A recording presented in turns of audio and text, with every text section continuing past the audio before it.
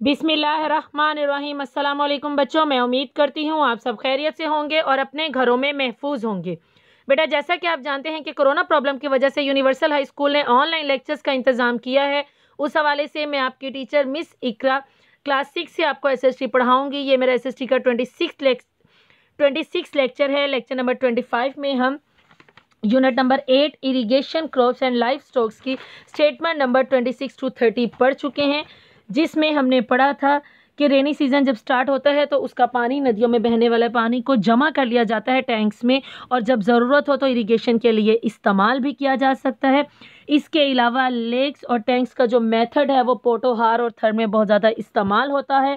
कारेज, जो कि छोटी छोटी नालियाँ बनाई जाती हैं, वो अंडरग्राउंड चैनल वाटर है, ज़मीन के अंदर ये बनाई जाती हैं ताकि खेतों के उन हिस्सों को भी पानी आसानी से पहुंचाया जा सके जिनको बड़े मीन्स ऑफ इरिगेशन से पानी नहीं पहुंचाया जा सकता।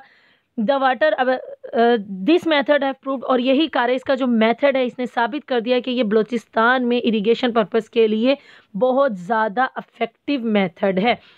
होमवर्क में लर्निंग के लिए मैंने आपको स्टेटमेंट नंबर 26 to 30 दी थी। मैं उम्मीद करती हूँ आपने ये स्टेटमेंट अच्छे से लर्न की होंगी। अब आते हैं अपने लेक्चर नंबर 26 की तरफ। आप सब अपने पेज नंबर 9 SST का यूनिट नंबर 8 ओपन कर लीजिए। स्टेटमेंट नंबर 31 to 35 हमने पढ़नी है। पहले मैं रीडिंग करूंगी, उसके बाद आपको detail समझाऊंगी।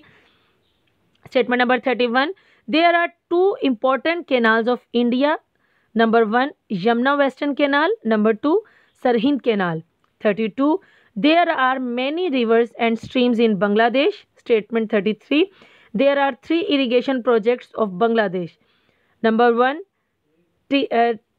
Tista Barrage, number 2 Karanfuli project, number 3 Kubadak project. Statement 34, wheat, rice, maize, gram, millet and pulse and different other foods are the main agriculture products of South Asia. 35, sugarcane, peanuts, cotton, tobacco, jute, tea, coffee, oil, seeds are called cash crops.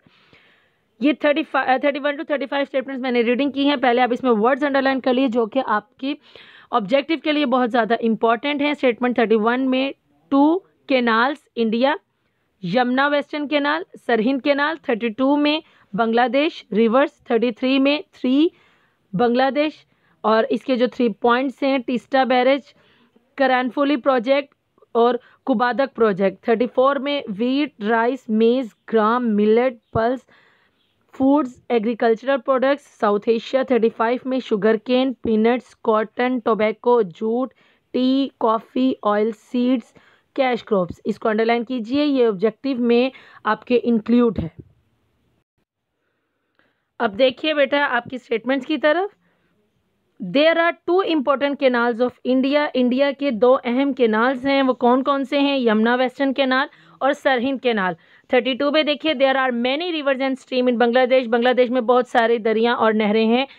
There are 3 irrigation projects of Bangladesh. Bangladesh के 3 important projects हैं irrigation के, वो हैं Teesta barrage और करनफुली project और कुबादक project. 34 पे wheat, rice, maize, gram, millet and pulse and different other foods are the main agriculture projects of South Asia. जनूबी Asia के जो मेन अहम जो ज़रई प्रोजेक्ट्स हैं, ज़रई इजनास जो हैं वो कौन सी हैं? वीट गंदम, राइस चावल, मेज़ मकई, ग्राम चने, मिलेट बाजरा, पल्स दालें, और इसी तरह से मुख्तलिफ खाने के जो खाने हैं वो एग्रीकल्चर ज़रई प्रोजेक्ट्स हैं। और स्टेटमेंट 35 में शुगर केन, गन्ना, पीनट्स, मूंगफली, कॉटन, रुई, टोबैको जो है वो तंबाकू, जूट, पटसन, टी, चाय, coffee, oil, seeds, bees are called cash crops. इन्हें कैश क्रॉप्स कहा जाता है। ये कैश क्रॉप्स आपको बताए गए हैं।